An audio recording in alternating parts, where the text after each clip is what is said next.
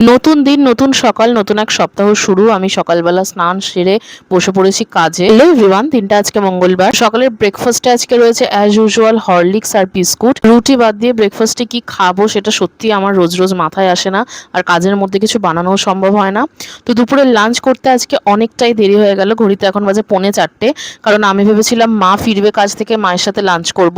But আমি ভুলে গেছিলাম যে মা মামা বাড়িতে গেছে, আজকে ফিরবে না। তো সেই জন্য আমার লাঞ্চ করতে করতে একটু দেরি হয়ে গেল। আজকে লাঞ্চে ছিল আলু উচ্ছে সিদ্ধ আর আলুর দম। আলুর দমটা মা গতকাল রাতেই বানিয়েছে, কারণ কাজের দিন কারোরই রান্না করার সময় হয় না। সন্ধ্যেবেলা আমার প্রচন্ড চিকেন ললিপপ বা চিকেন পকোড়া টাইপের কিছু খেতে ইচ্ছা করছিল। তো আমি অর্ডার করেছিলাম চিকেন ললিপপ, তার সাথে এগ চিকেন রোল। আর এই চিকেন ললিপপটা খেতে কিন্তু একদম অন্যরকম ছিল। বাইরের যে ক্রিস্পি কোটিংটা সেটা একদম আলাদা ছিল, অন্যান্য ললিপপের মতো ছিল না। আর ভেতরে একদম জুসি চিকেন ছিল। দিনের বেলা যা খেয়েছি তাই ছিল রাতের ডিনারে। That's it for today. ভিডিওটা ভালো লাগলে লাইক করে দিও, চ্যানেলটা সাবস্ক্রাইব করতে ভুলো না।